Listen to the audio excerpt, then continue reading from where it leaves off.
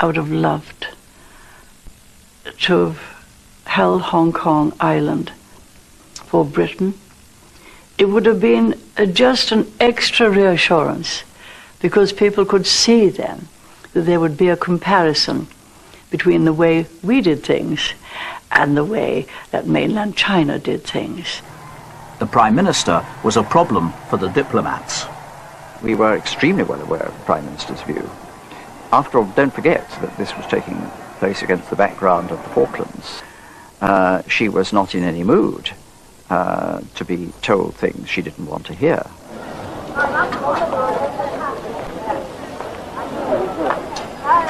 The last thing that Margaret Thatcher wanted to be told was that she, of all people, would have to surrender the sovereignty of Hong Kong. The new territories, yes, they had to go back in 1997, but Hong Kong was different. Her advisors persisted. They told her about this street, because Boundary Street was the dividing line between territory owned by Britain on that side and territory leased from China on this side. The evidence they presented was stark. Even if the People's Liberation Army refrained from marching across what would become the border in 1997, the People's Republic of China could very easily snuff out the lights of Hong Kong with the flick of a switch. Look at the map. We had no option. Hong Kong Island is but a small percent, less than 5% of the area of the whole of Hong Kong. All the rest is China mainland. Now, there's no way in which we could say we're going to keep the sovereignty of Hong Kong. There's no way in which we could defend it. More than that, they didn't need to march in. The Chinese could just have turned off the supply of water. Thatcher paid her first visit to Beijing, knowing that China had the upper hand, but hopeful that Beijing would honor the original treaties ceding Hong Kong to Britain. She had no love of China. Unlike most of the people who'd been feasted and wined and dined up in Peking, she didn't love China. She made no secret of that. So it wasn't her favorite place. And she was very worried about allowing millions of people under British tutelage, under British control, to pass under Chinese control. China's paramount leader greeted her in the Great Hall of the People. It was an interesting encounter because both the leaders were a bit uncertain, a bit uneasy with the other. Mrs. Thatcher, despite herself, was overawed by this figure sitting there, tough, smoking,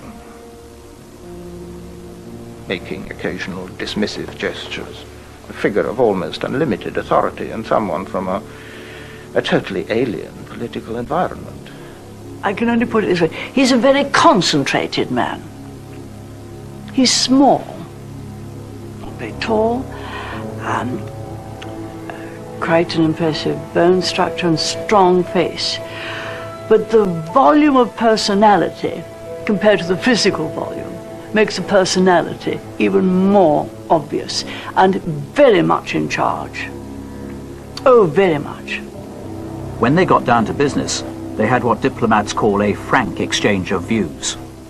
When I was talking to him and said we had done so well for the people of Hong Kong and therefore China, that could we keep the sovereignty of Hong Kong Island and the administration.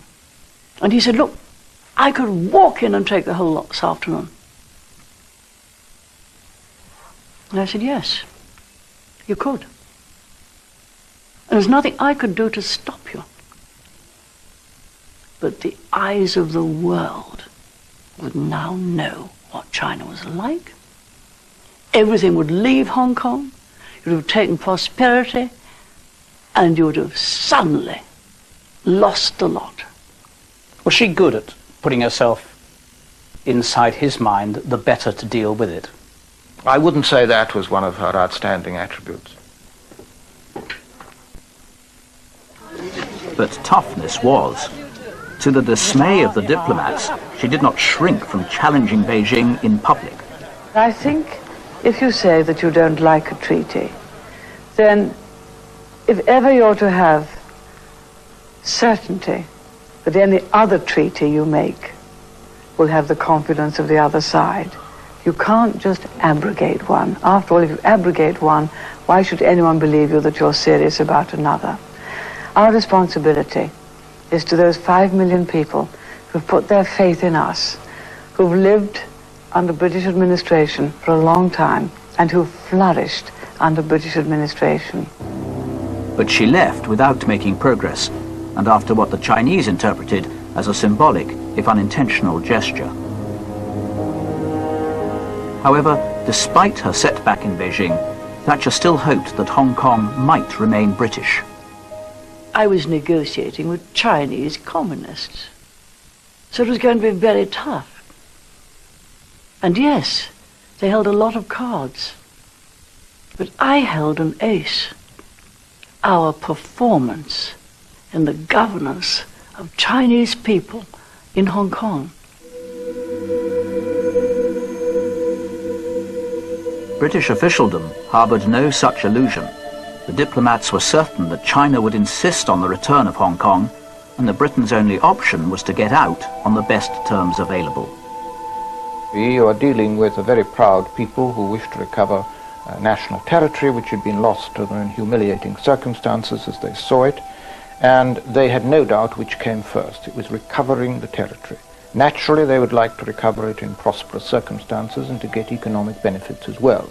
Like everyone, they would like to have their cake and eat it.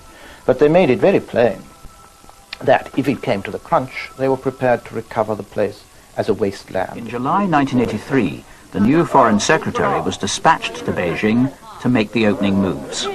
My biggest aspirational desire is to live up to the year 1997. China was committed, for a whole range of historic reasons, to recovering its sovereignty. And there was no stopping that, whatever we tried to do. We couldn't stop it by force or by appeal to world opinion or anything of that sort. And then on cue, and as if to prove the point, China rattled the sabres. There was a major financial crisis that autumn. The Hong Kong dollar fell through the floor, and the Chinese refused any help in propping it up. And indeed, the Bank of China was speculating against us in the currency. In a situation like that, one where the Chinese had overwhelming superiority in terms of influence, power, cards, we had to negotiate for the best we could get. If there was to be a retreat, it had to be an orderly retreat from one carefully defended point to another.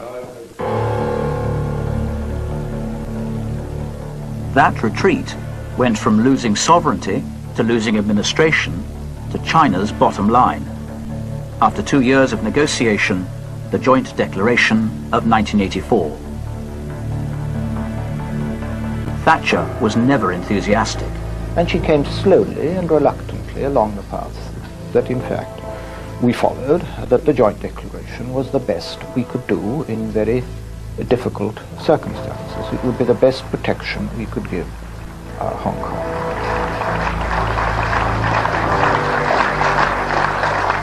I would have liked Hong Kong Island to be sovereign and for them to have their independence and to be a small member of the United Nations, but China wouldn't have that. In Hong Kong, and more widely, the Joint Declaration was regarded as a triumph of diplomacy, though there were some who charged Britain with appeasement. To march out, to kick over the table and say, we are going home, these are intolerable demands you're putting on us, might have caused the adrenaline to flow for a minute or two and given momentary satisfaction, particularly perhaps in the British press, but in serious terms it would have been childish, irresponsible, self-indulgent. We couldn't contemplate it. So your response to those who said that you led a humiliating retreat, the kowtower in chief, would be what? They know nothing about it. The principle underlying the Joint Declaration was the phrase "one country, two systems." Hong Kong would retain its existing freedoms and would be allowed to hold elections. There was much debate and dispute about what form those elections should take, what kind of democracy, and how fast.